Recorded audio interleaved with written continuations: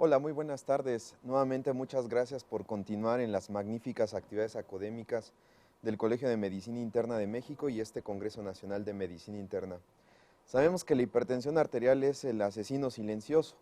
Si nosotros revisamos las estadísticas en nuestro país, pues la prevalencia actual supera el 23% en nuestra población adulta.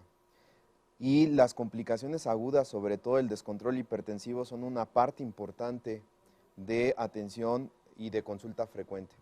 Es por ello que me honro presentar al doctor Homero Puello. Él es médico especialista en medicina interna por la Pontificia Universidad Javeriana en Bogotá, Colombia. Es fellow del American College of Physicians y tiene un certificado en liderazgo médico en medicina hospitalaria también por el American College of Physicians y de la American Association of Physicians Leaders.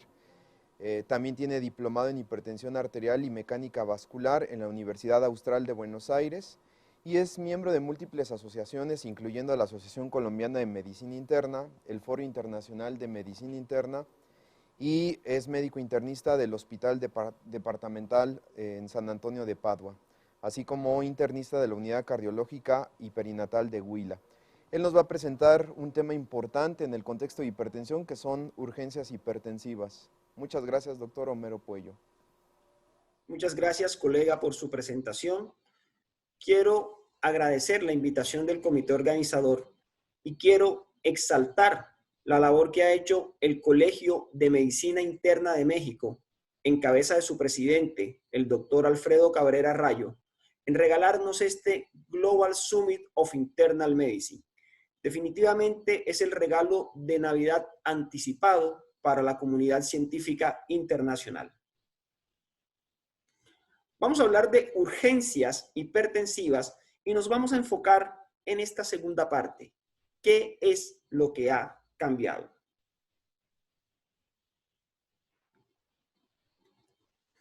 Para la Real Academia de la Lengua, urgencia es una situación, es un problema que genera en el sujeto que la padece o en su familia la conciencia de una necesidad de buscar atención de forma inmediata. Es interesante esta definición. Genera en el sujeto que la padece o en su familia la conciencia de buscar atención. No menciona al médico. Entonces, debemos reflexionar cuántas veces hemos visto un paciente asintomático completamente y por el solo hecho de tener la presión arterial elevada, 190, 110, por el solo hecho de tener la presión arterial elevada, hemos enviado a este paciente a un servicio de urgencias. Este es un artículo clásico en la medicina interna. Nos habla de cómo la hipertensión arterial es un factor de riesgo cardiovascular y cómo por cada 20 milímetros de mercurio que aumente la presión arterial sistólica por encima de 115, se duplica el riesgo de tener un infarto o de tener un ACV. Pero hay algo importante a tener en cuenta con esta información y es la variable tiempo. La hipertensión es un factor de daño vascular a largo plazo, no de forma inmediata.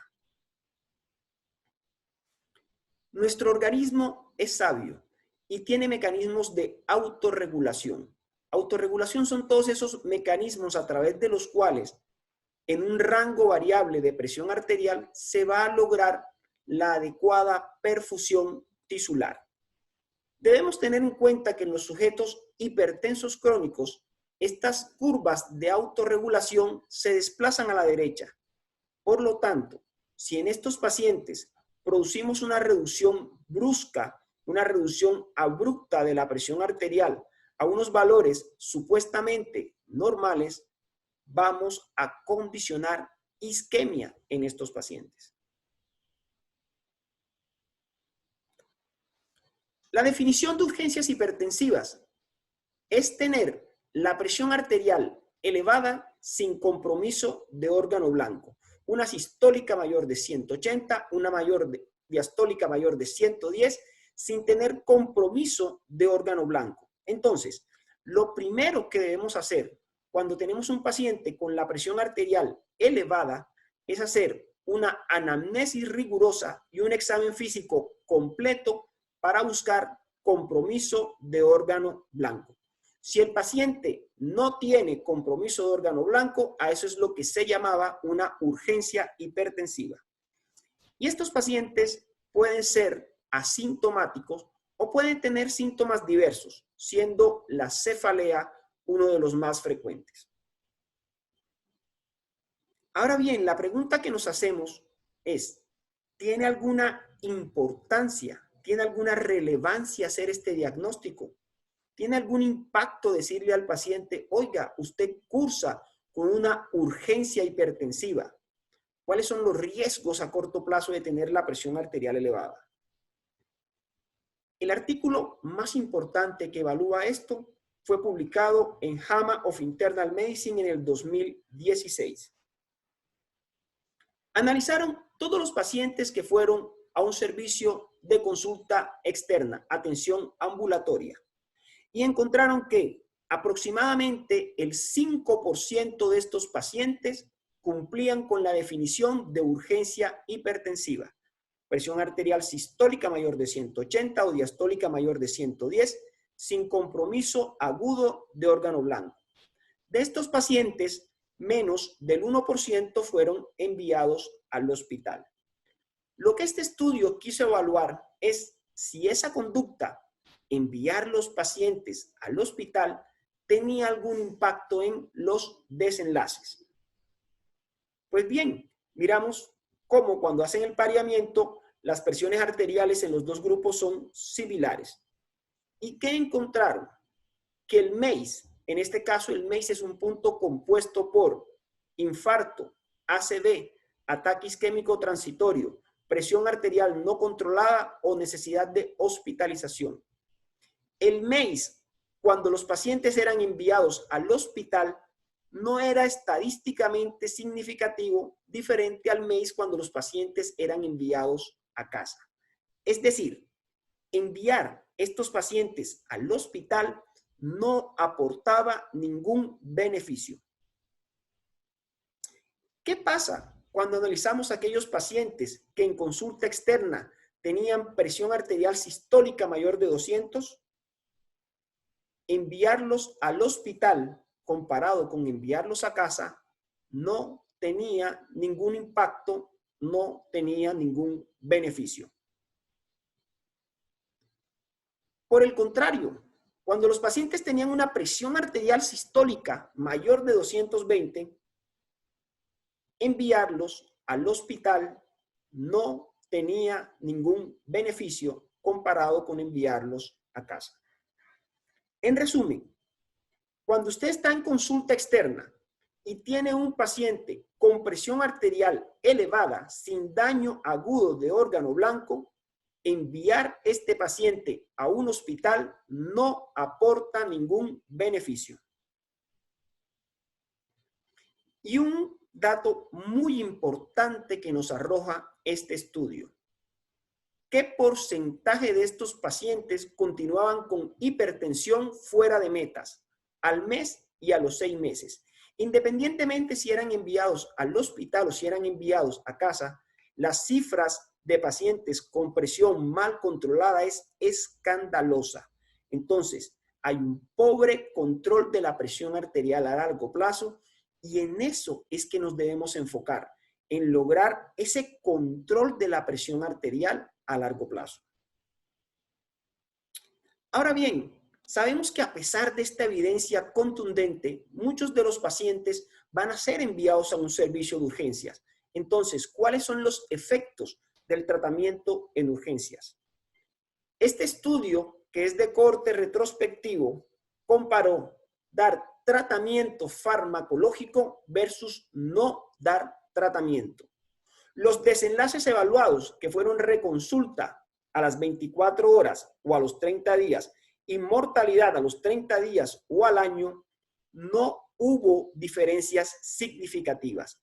Dar medicamentos de forma aguda en urgencias versus no tratar, no tuvo impacto en los desenlaces. Este otro estudio comparó una intervención no farmacológica, el reposo, el descanso, versus una intervención farmacológica, telmisartán 40 miligramos. El comportamiento de la presión arterial en los primeros 120 minutos, tanto la sistólica como la diastólica, fue similar en los dos grupos. Cuando nosotros evaluamos el impacto en la presión arterial a las 24 horas o a los 7 días, vemos cómo no hubo diferencias significativas. Dar medicamento, telmisartán 40 miligramos, fue exactamente similar a dar reposo, una intervención no farmacológica. Ahora bien, cuando yo escucho la palabra reposo, me imagino esta escena, me imagino estando en estos momentos en Cancún, en una playa. Sin embargo, cuando alguien está en consulta externa y envía a un paciente a urgencias, lo va a enviar a un ambiente parecido a este. Este no creo que sea el ambiente más adecuado para tener reposo en nuestros pacientes. Este estudio evaluó el impacto del tratamiento en pacientes con presión arterial muy severa, con presiones arteriales sistólicas mayores de 220. Y en estos pacientes se realizaron diferentes intervenciones, en algunos un medicamento, en otros 2, 3 o 4 medicamentos. De los resultados del estudio les quiero destacar algo. Pacientes en los cuales después de la intervención hubo una reducción de más de 100 milímetros de mercurio, más de 100 milímetros de mercurio de presión arterial sistólica, casi en un 10% de los pacientes y casi en un 18% de los pacientes en los cuales se utilizó clonidina, tuvieron una reducción dramática de la presión arterial sistólica. En esta gráfica lo podemos ver de una forma diferente. La reducción de la presión arterial fue errática e impredecible.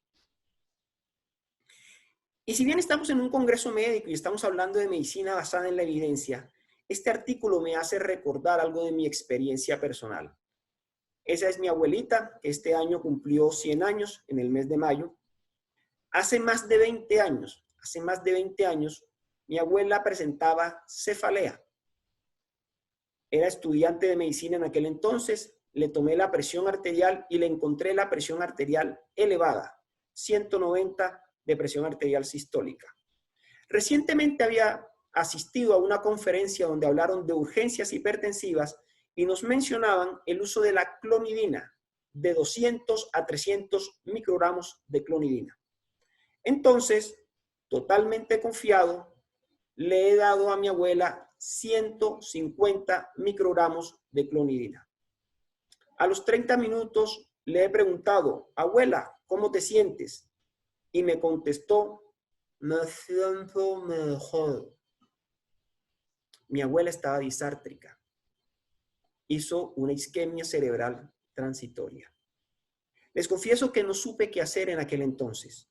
Solamente rezar, orar y cada 30 minutos durante toda la noche tomarle la presión arterial a mi abuela. Afortunadamente, mi abuela salió bien de sin pases, sin ningún tipo de déficit neurológico. Pero debemos reflexionar que muchas veces nos enseñan a hacer intervenciones, pero no nos enseñan cuáles son los potenciales efectos adversos, cuáles son las potenciales consecuencias negativas de las intervenciones que nosotros realizamos. Este otro estudio evaluó con qué presión arterial debe egresar un paciente. Pacientes que ingresaron con la presión arterial elevada, con qué presión arterial era ideal egresarlos. Y compararon pacientes que egresaban con menos de 180 de sistólica versus pacientes que egresaban con más de 180 de presión arterial sistólica. No hubo diferencias en los eventos cardiovasculares adversos y no hubo diferencias en la presión arterial en el seguimiento. Da lo mismo si el paciente tiene más o menos de 180, da lo mismo para tomar la decisión de dar salida del servicio de urgencias. ¿Qué dicen las guías con respecto a las urgencias hipertensivas? Estas son las guías del American College of Cardiology y de la American Heart Association publicadas en el 2017. Es un documento extenso de más de 100 páginas y en todo el documento solamente dedican este párrafo para hablar de las urgencias hipertensivas. Pero este párrafo está lleno de sabiduría. Nos dicen, no hay indicación de enviar estos pacientes a urgencias, no hay indicación de una reducción inmediata de la presión arterial en urgencias y no hay indicación de hospitalizar a estos pacientes. Las guías europeas de hipertensión arterial publicadas en el 2018, también un documento extenso, también tienen solamente un párrafo dedicados a la urgencia hipertensiva. ¿Y qué nos dicen? Que lo más importante para estos pacientes es garantizar un adecuado seguimiento, garantizar un adecuado control para lograr a largo plazo las adecuadas metas de presión arterial en estos pacientes. Este documento fue publicado en el 2019. Es el European Society of Cardiology Council on Hypertension, un position paper que nos habla sobre emergencias hipertensivas. Emergencias hipertensivas. Y en este documento nos dice que es preferible no volver a utilizar el término urgencias hipertensivas. Urgencias hipertensivas desaparece. Y como anteriormente utilizábamos el término crisis para agrupar las urgencias y las emergencias, dado que ya no existen las urgencias, el término crisis hipertensiva también se vuelve obsoleto. Es decir, a partir de ahora solamente debemos hablar de emergencias hipertensivas. Esta no es una guía, pero es un algoritmo muy interesante sobre el manejo de la hipertensión arterial en los pacientes hospitalarios. Nosotros muchas veces trabajamos de forma automática. La enfermera nos dice que el paciente tiene la presión arterial elevada y de forma automática decimos, dele un losartán, dele un captopril, dele un amlodipino, cualquier intervención farmacológica. Pero este algoritmo es muy interesante porque nos invita a pensar, nos invita a evaluar qué está pasando con nuestros pacientes. Entonces, ¿paciente tiene evidencia aguda de daño de órgano blanco? ¿Hay síntomas que contribuyan a elevar la presión arterial? ¿Tiene paciente dolor? ¿Tiene ansiedad? ¿Está el paciente en un estado de abstinencia? ¿Nos hemos pasado de líquidos y lo tenemos sobrecargado de líquidos? ¿Lo tenemos con medicamentos que aumenten la presión arterial, como los corticoides, como los antiinflamatorios no esteroideos? ¿Está tomando su medicación antihipertensiva de base? Y miren, cómo luego de resolver todas estas preguntas, ahí sí finalmente ajuste la medicación antihipertensiva. Lo que usualmente hacemos al inicio es lo que debemos hacer al final del algoritmo. Estas guías o estas recomendaciones o esta serie de artículos, Choosing Wisely, cosas que hacemos por ninguna razón, son muy interesantes y tienen una publicación sobre el tratamiento agudo de las urgencias hipertensivas y resume lo que hemos dicho en esta presentación. A estos pacientes debemos evaluar si tienen signos o síntomas de daño de órgano blanco. Debemos buscar causas tratables de hipertensión, si el paciente tiene dolor, si tiene ansiedad, si tiene un estado de abstinencia. Debemos ponerlo en reposo y reevaluar y no debemos administrar agentes intravenosos o agentes orales de acción rápida con el fin de tratar de disminuir de forma abrupta la presión arterial. En resumen, lo que nosotros debemos hacer es la intención, lo que deseaba hacer Thanos. Y cuando hablo de Thanos, no me refiero a que debemos chasquear los dedos para desaparecer a la mitad de nuestros pacientes. No. Thanos, aunque era el villano en la película Infinity War, Thanos buscaba un fin noble. Thanos buscaba lograr el equilibrio en el universo. Cuando nosotros estamos enfrente de un paciente, eso es lo que debemos hacer. Debemos buscar el equilibrio. Debemos buscar el balance perfecto entre los beneficios reales y los riesgos potenciales de cualquier intervención que queramos hacer. Con la evidencia publicada recientemente y que hemos revisado acá, debemos tener claro que lo que anteriormente llamamos urgencia hipertensiva no existe. No existe ninguna urgencia. No existe beneficio de enviar estos pacientes al hospital. No existe beneficio en bajar de forma rápida, de forma abrupta, la presión arterial. Al principio de la presentación nos preguntábamos ¿qué ha cambiado? Pues bien, lo que debe cambiar es el título de la conferencia. Lo que debe cambiar es el concepto. Y eso es lo más difícil, cambiar conceptos, cambiar conductas que tenemos arraigadas. Debemos referirnos a estos pacientes como pacientes con hipertensión arterial severa, que en la mayoría de los casos es una hipertensión arterial severa asintomática. La urgencia hipertensiva no existe. Muchas gracias por su atención.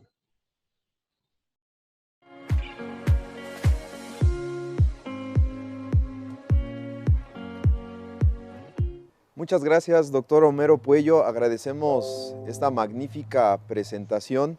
Y bueno, pues se generaron algunas preguntas en el contexto y en el desarrollo de la misma.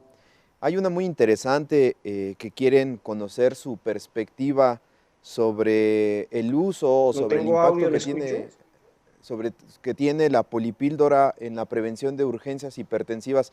Yo creo que tiene que ver más con el apego terapéutico. ¿Cuál es su opinión, doctor Homero?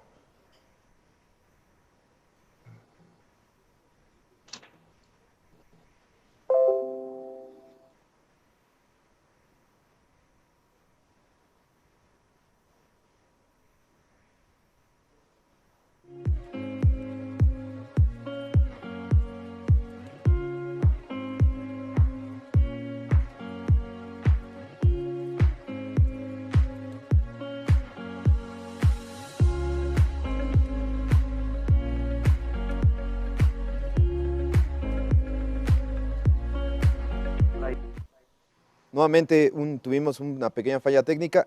Muchas gracias, doctor Homero Puello, por su excelente participación.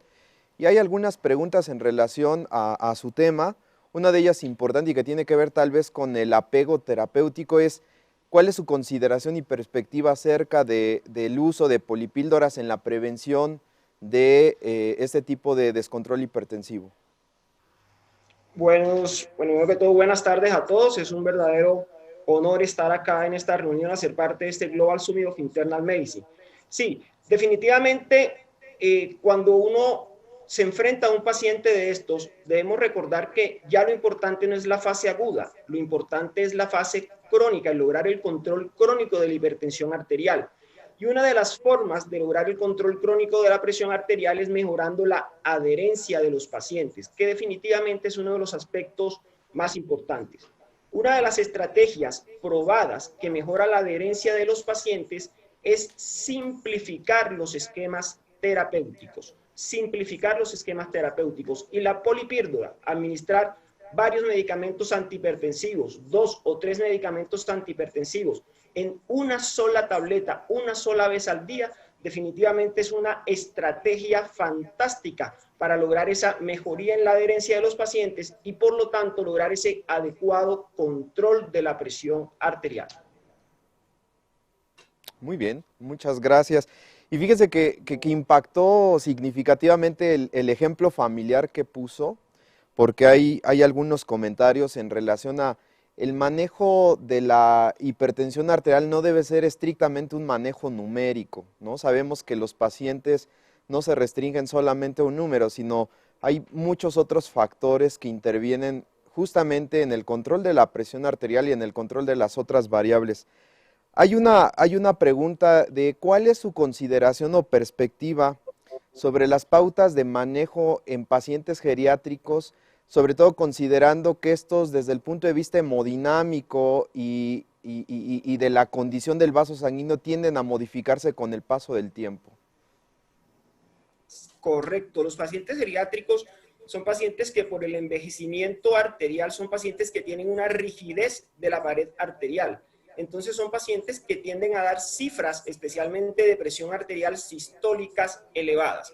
Entonces, con un paciente geriátrico hay que tener varias consideraciones. Una de ellas es que las metas de presión arterial deben ser menos agresivas que las metas de pacientes más jóvenes. Algunas guías proponen que para los pacientes geriátricos la meta sea una sistólica menor de 160, otras que menor de 150, pero no metas agresivas como 140 o 130. Esto por las características propias de la población. Algo muy importante también en los pacientes geriátricos es que debemos estar atentos a las complicaciones del tratamiento de la hipotensión, especialmente a la hipotensión ortostática, porque en estos pacientes, si por tratar de lograr un número mágico de hipertensión, de cifras de presión arterial, excedemos en el tratamiento, utilizamos medicamentos que le pueden generar hipotensión ortostática, este paciente lo vamos a llevar de pronto a tener una caída, una fractura de cadera y complicaciones de su estado de salud por encima de las complicaciones que generaría la sola hipertensión arterial. Totalmente, y creo que esto engloba mucho y refuerza el comentario de uno de nuestros asistentes, que lo que tratamos es un paciente con toda la variabilidad y con toda la influencia de otras variables y elementos que influyen en el contexto de la presión arterial. Finalmente, doctor, hay muchas preguntas, pero el tiempo no nos favorece. ¿Hay interés de su perspectiva en cuanto a pacientes no geriátricos de menos de 60 años que tienen de repetición descontroles de las cifras de presión arterial? ¿Cuál es su recomendación en relación a qué número de crisis tener para una búsqueda intencionada de causas secundarias de hipertensión arterial? Excelente pregunta. Sí, en un estudio realizado, publicado en el 2010, un estudio realizado en Alemania, tomaron pacientes que asistieron a un servicio de urgencias con la definición que se utilizaba de urgencias hipertensivas y los tamizaron a todos para hipertensión secundaria, y es importantísimo el número de pacientes que encontraron hipertensión arterial secundaria. Las más frecuentes, apnea obstructiva del sueño e hiperaldosteronismo primario. Entonces, en un paciente que tiene la presión arterial severa, en un paciente que tiene la presión arterial no controlada, más que buscar de forma aguda reducir la presión arterial, lo que debemos es hacer un enfoque multidimensional, tratar de lograr el control crónico de la presión, mejorar la adherencia del paciente, descartar, si no tiene fenómenos de bata blanca, descartar que la ingesta de sal sea adecuada, medir una orina 24 horas, un sodio en orina 24 horas, y buscar tamizar causas secundarias de hipertensión arterial. Las más importantes hoy día, hiperaldosteronismo primario y apnea obstructiva del sueño. Y quizás sí, en el contexto de trastornos de sueño, pues sabemos que las condiciones clínicas generalmente del paciente hipertenso tienen otras comorbilidades, justamente como obesidad y esto, la constitución que tiene, impacta significativamente en la probabilidad de tener mayor riesgo de apnea del sueño. Ocasionalmente, y creo que no está ya recomendado, pero preguntan de cuál es su perspectiva sobre el uso de estrategias farmacológicas ya no estandarizadas, como por ejemplo la aplicación sublingual de nifedipino por vía, justamente por vía sublingual 10 miligramos. Excelente pregunta, totalmente contraindicado, totalmente contraindicado. El nifedipino sublingual puede producir un fenómeno de isquemia coronaria, inducir un infarto a este paciente. Entonces, totalmente contraindicado. Excelente pregunta. Muchas gracias, doctor. Y pues bueno, haciendo honor a este magnífico evento, agradecemos a nombre del Colegio de Medicina Interna de México su grandiosa participación. Y desde aquí, desde la Ciudad de México, le mandamos un cordial saludo hasta Colombia. Muchas gracias por esta extraordinaria plática. Un abrazo, muchas gracias Juan Carlos por la invitación, y quiero tomar unos 30 segundos para aprovechar y recordar que hoy estamos celebrando el Día Panamericano del Médico. Entonces, a todos mis colegas, y recordar a todos aquellos colegas que han perdido su vida en el marco de esta pandemia, desearles un feliz día. Muchas gracias por la invitación. Gracias, doctor Homero. Muchas gracias.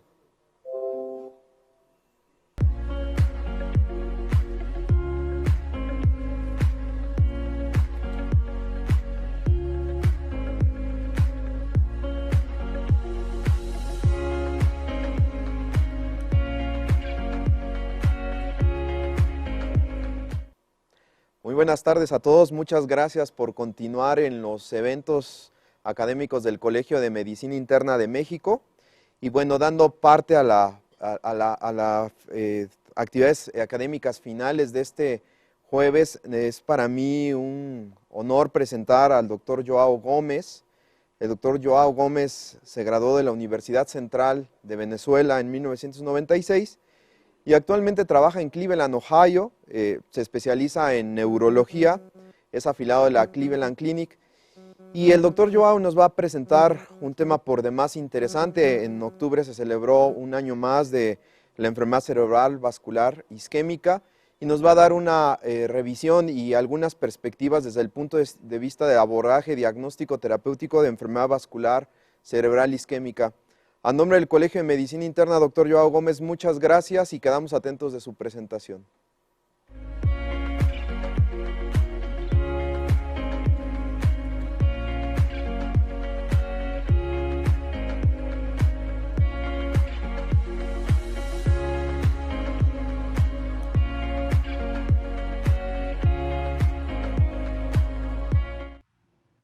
Muchas gracias por esa gentil introducción y por la invitación para poder estar acá con ustedes hoy, aunque sea por esta vía un poco impersonal. Para darle un poco de background en relación a mí, no soy internista, soy neurólogo con especialización en neurología vascular y en cuidados de neurointensivismo. Y no tengo ningún tipo de conflictos monetarios o de otro tipo con las compañías o con los instrumentos a los cuales voy a mencionar hoy. Lo que sí me gustaría hacer es una revisión bastante breve sobre la epidemiología del ACV isquémico y luego hablar, principalmente enfocarme en la parte de los aspectos terapéuticos, particularmente en intervenciones que han cambiado esta área de la medicina de manera radical en los últimos años, e igualmente hablar sobre quizás el futuro inmediato de algunos cambios que se prevén que ocurran brevemente. Creo que ya muchas de estas figuras son muy bien conocidas por todos ustedes.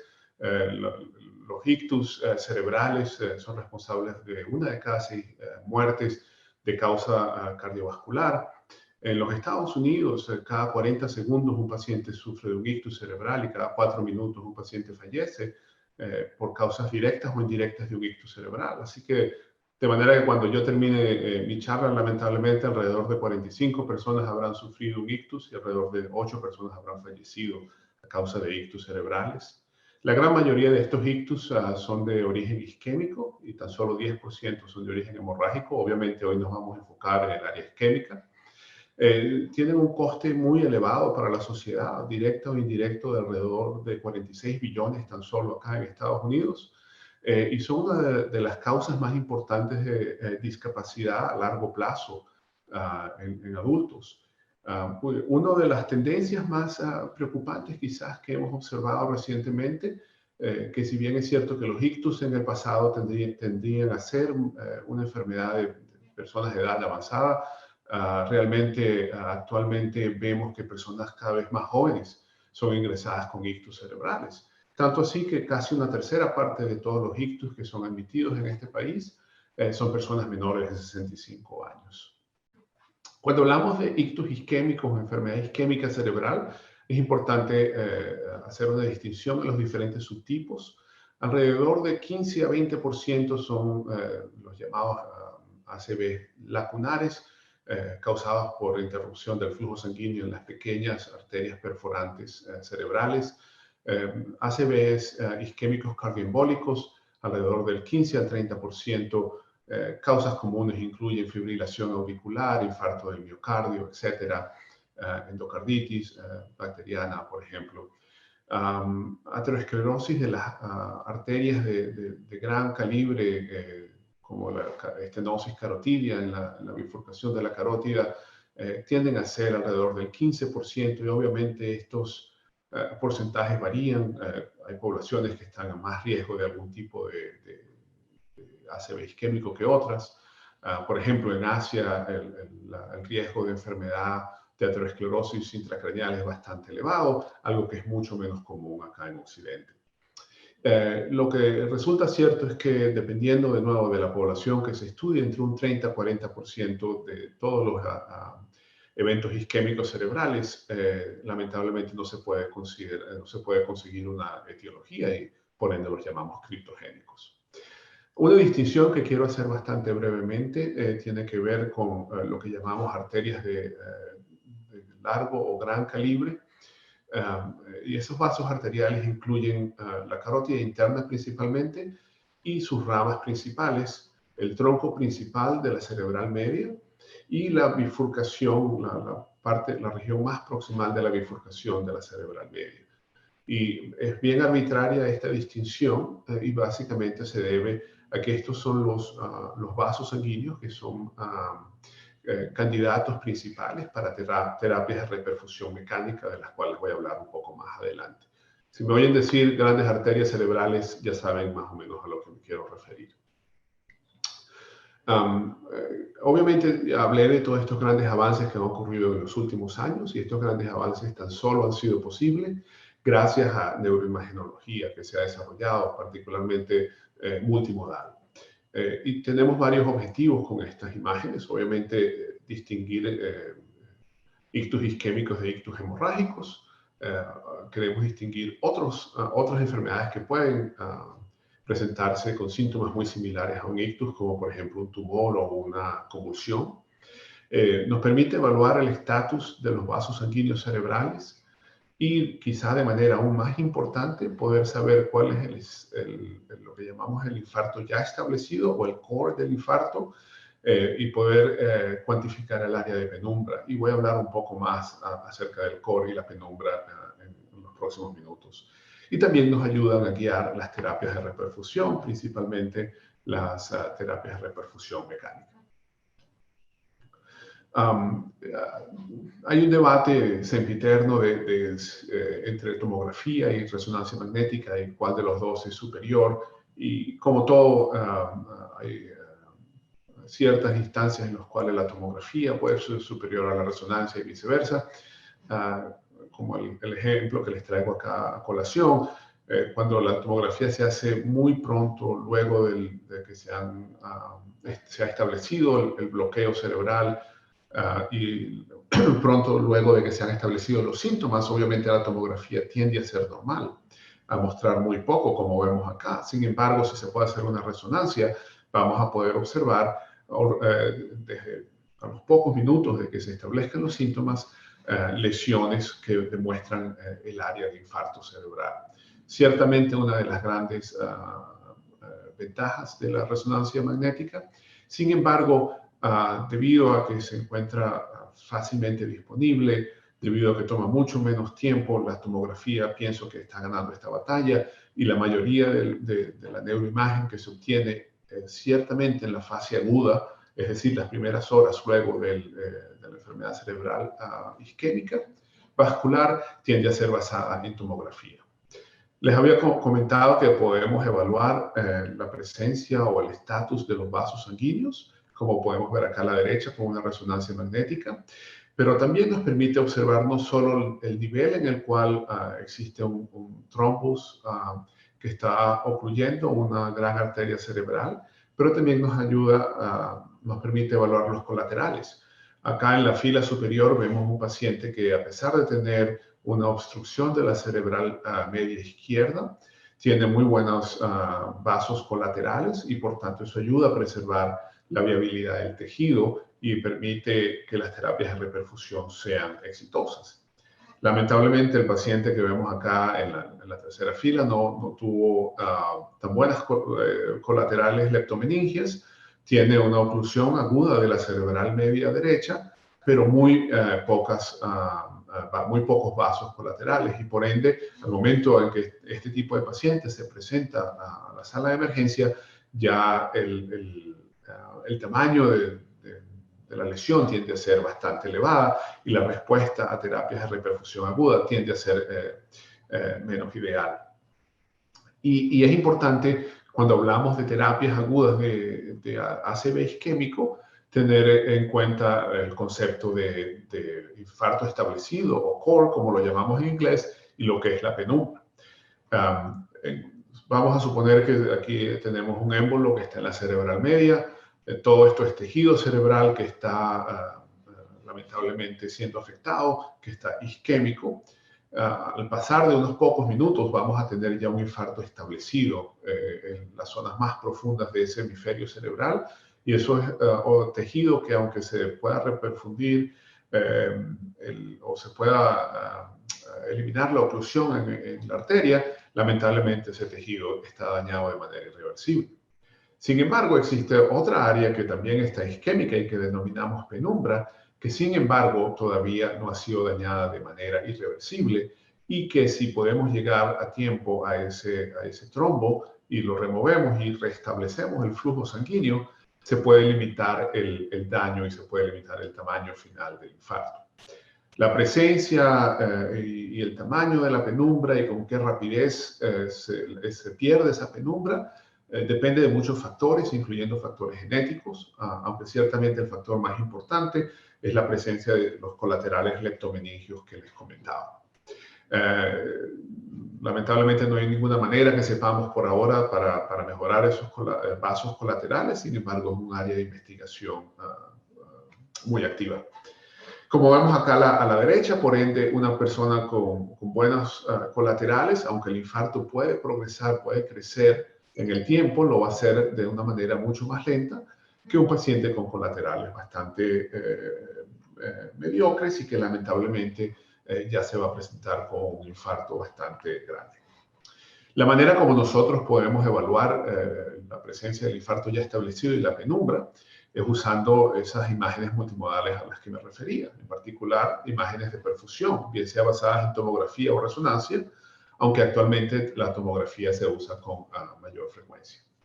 Como podemos ver acá, este software nos da un estimado de ambos. Si puedo llamar su atención acá a la parte inferior de la pantalla, podemos ver que en este paciente en particular tiene un infarto establecido, un volumen de alrededor de 20 cc, que es lo que vemos acá en este color un poco rosado, fucsia. Luego, en verde podemos ver lo que sería la penumbra, y podemos ver que el volumen de la penumbra es bastante más elevado, es alrededor de 100 cc. Por ende, este es un paciente que tiene una gran cantidad de tejido nervioso en riesgo de progresar de penumbra a infarto irreversible.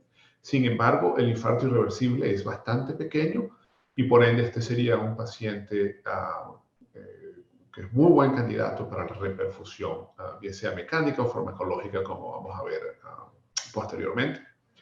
Este paciente tenía una obstrucción de la cerebral media, hubo recanalización por trombectomía mecánica y como pueden ver en la resonancia, el tamaño final del infarto machea bastante bien lo que era el core identificado durante la presentación. Por lo tanto, no solamente podemos ver que estas modalidades de imágenes son bastante acertadas, sino que además la reperfusión, en este caso en particular, fue bastante exitosa.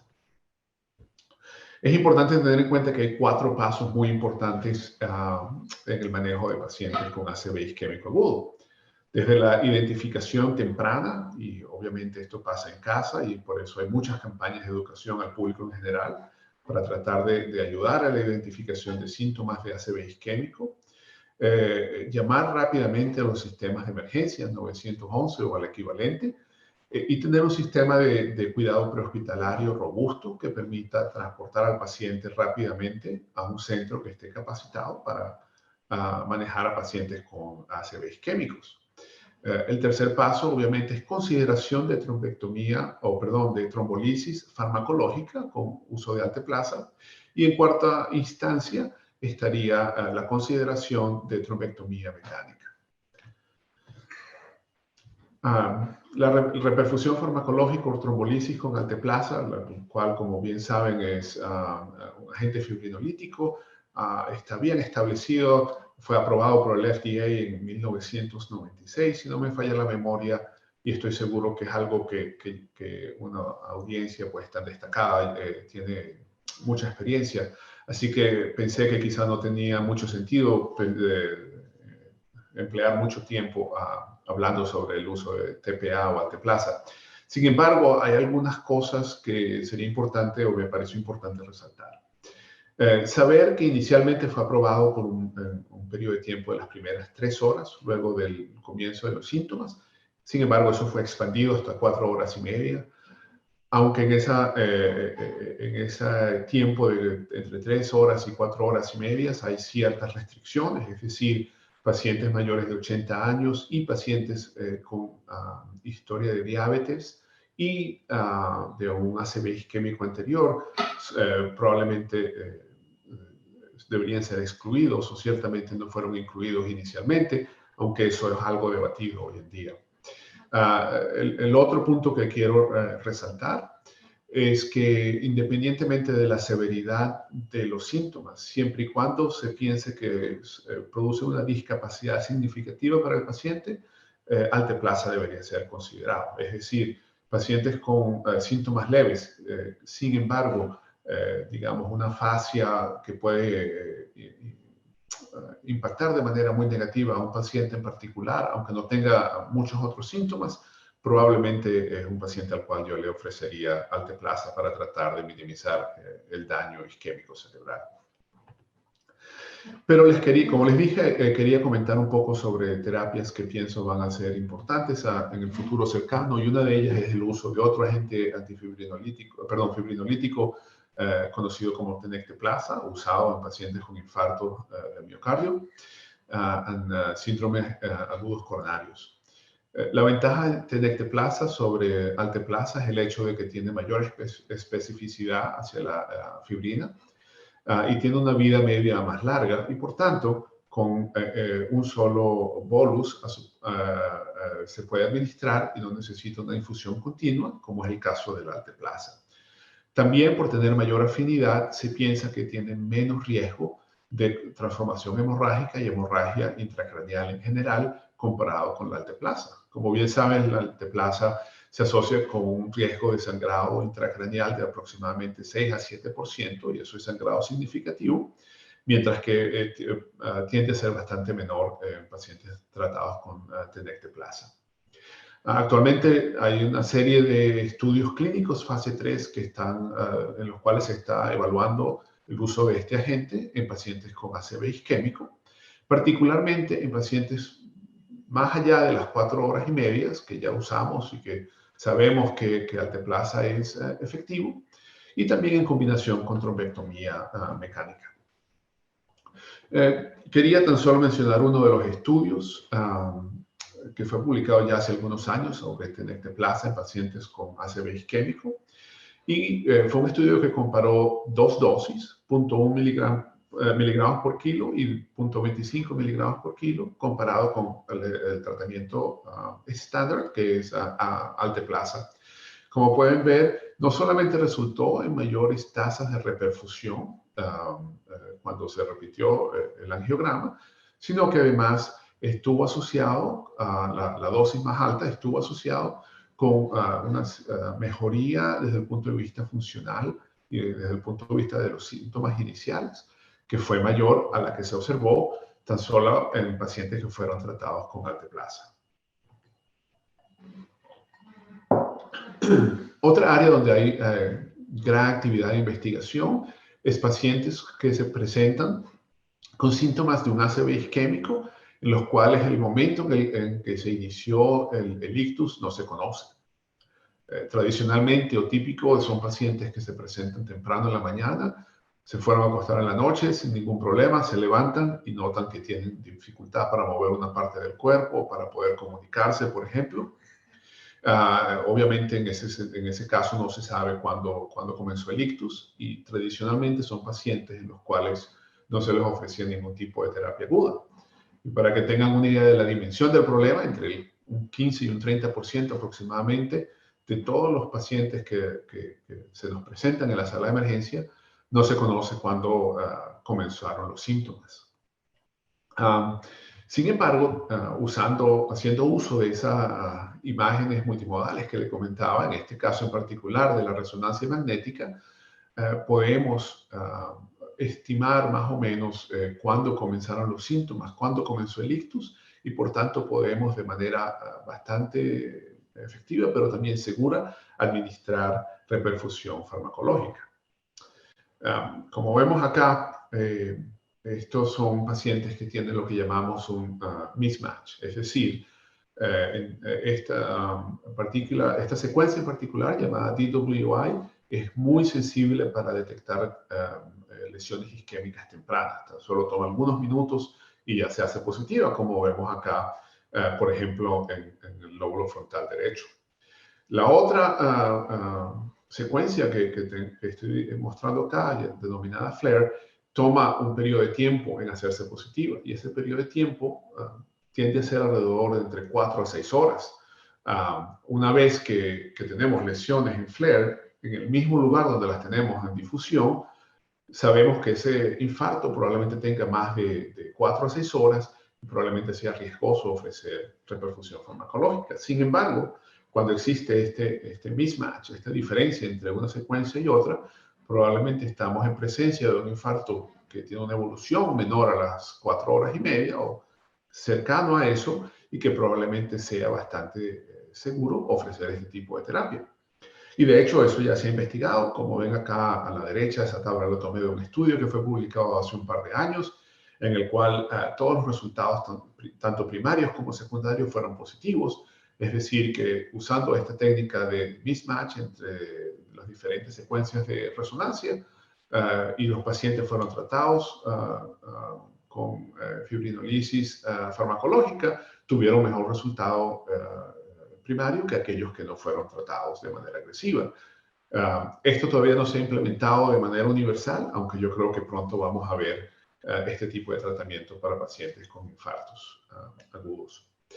Quiero también brevemente comentarles sobre el uso de Mobile Stroke Units. Son básicamente ambulancias que están equipadas con tomógrafos que son portátiles. Tienen toda una serie de equipos que nos permiten hacer las evaluaciones de laboratorio para poder administrar de manera segura trombolisis farmacológica, y tenemos también tecnología de telemedicina para poder interactuar con el paciente y poder examinarlo.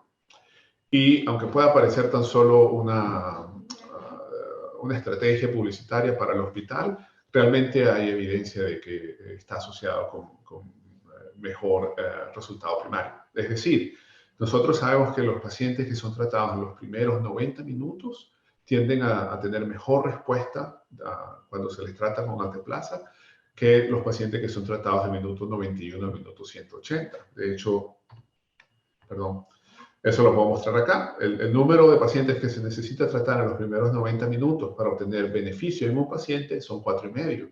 Ese número se duplica si esperamos llegar a los 91 a 180 minutos. Y con el uso de estos Mobile Stroke Units, lo que sucede es que el porcentaje de pacientes que se pueden tratar durante ese bloque de la primera hora y media realmente sube, porque obviamente en este caso no se está transportando el paciente al hospital. El hospital va al paciente, se evalúa, se examina a distancia, se le administra el alteplasa y luego ellos vienen al hospital y el cuidado continúa, pero ellos se les ha administrado el tratamiento, la prioridad. Rápidamente quería conversar un poco sobre la reperfusión mecánica. Como les dije, los estudios seminales fueron publicados en el 2015 y en los últimos 5 años realmente han revolucionado lo que nosotros podemos hacer por estos pacientes. Los 5 estudios, MR-Clean, Brevas-CATS, CAPE, Swift Prime and Extend-IA, los 5 fueron positivos. Ellos estudiaron poblaciones un poco diferentes, pero los criterios varían algo, pero ciertamente eran pacientes que tenían síntomas de ACV isquémico agudo y que tenían una de esas arterias de calibre grande ocluida. Y fueron tan eficientes y fueron tan famosos porque los diferentes dispositivos que tenemos hoy en día para poder remover los coágulos a nivel cerebral han sido mejorados de una manera increíble. Y hay 2 tipos, lo que llaman stent retriever, que es como un stent que captura a estos émbolos y los remueve, o tenemos catéteres de aspiración. Independientemente de la tecnología utilizada, en pacientes en las primeras 6 horas, desde que se inician los síntomas, un stroke scale del NIH de 6 o superior, hay beneficio significativo. Sin embargo, dos estudios que fueron publicados subsecuentemente, el Diffuse 3 and Dawn Trial, pudieron extender el uso de este tipo de terapia de trombectomía mecánica junto con el uso de imágenes de perfusión, como las que les mostré anteriormente. El primero lo extendió a 16 horas y el segundo lo pudo extender a 24 horas. De manera de que ahora tenemos la posibilidad de tratar a pacientes con ACV isquémico agudo hasta 24 horas después del comienzo de los síntomas, siempre y cuando se usen estas modalidades de imágenes multimodales y un poco más avanzadas.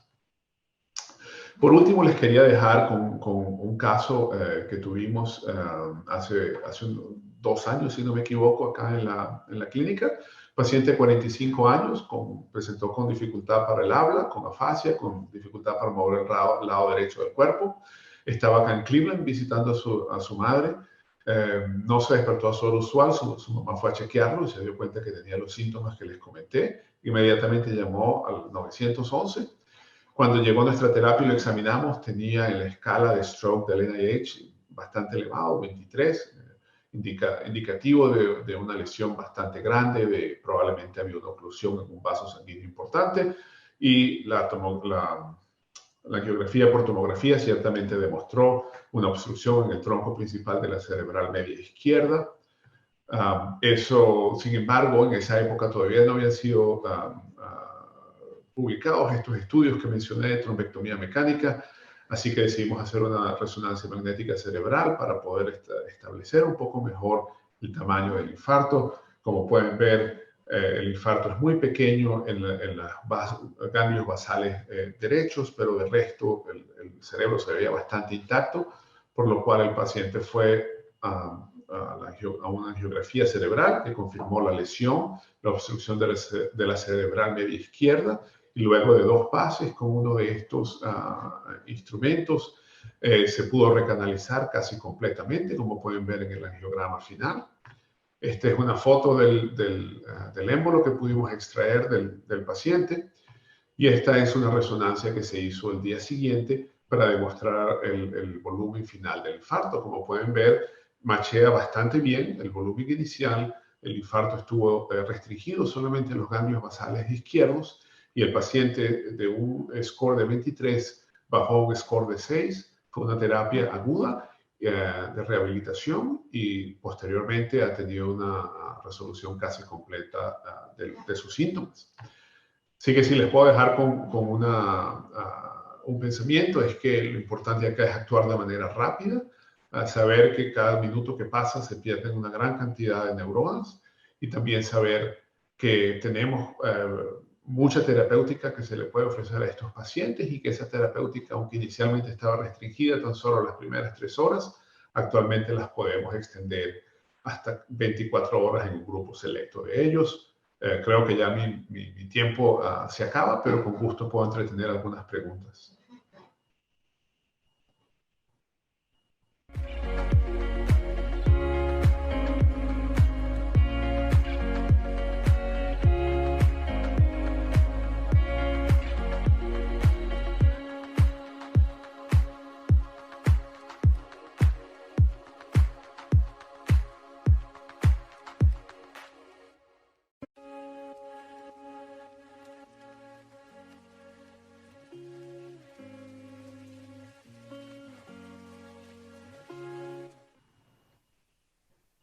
Buenas.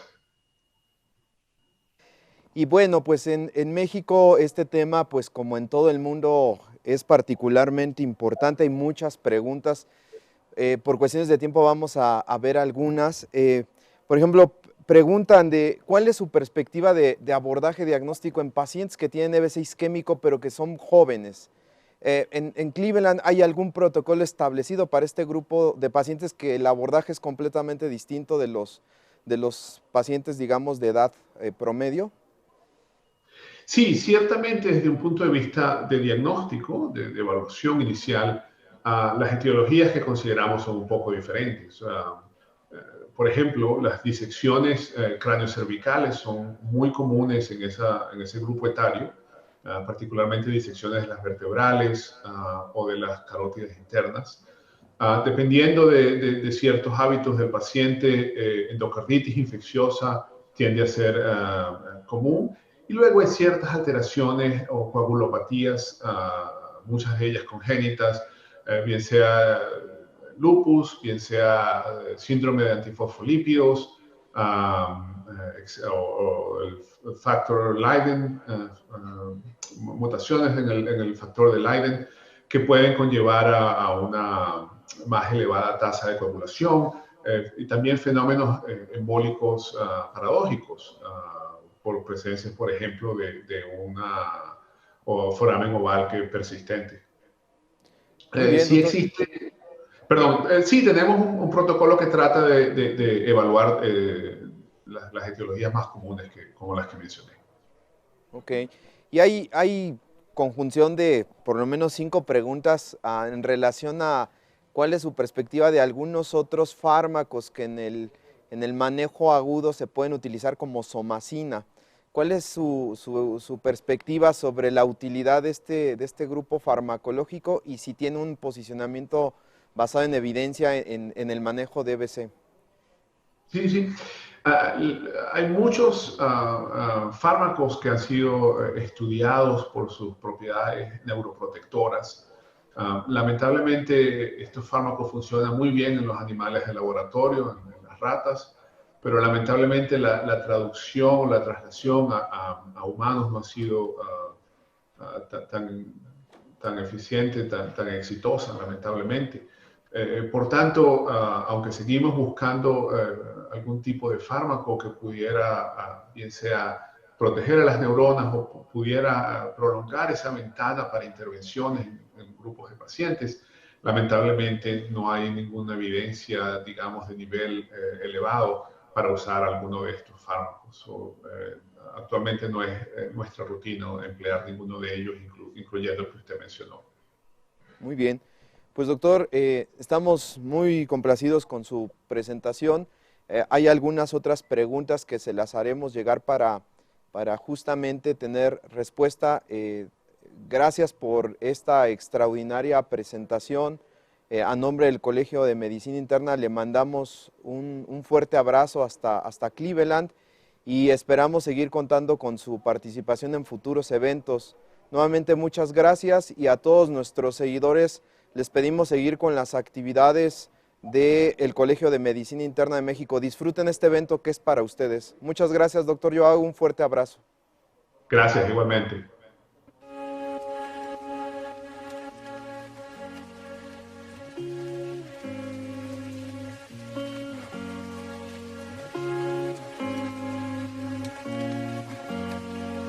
Organizado por SIG Mundiales, una empresa de Grupo Destinos.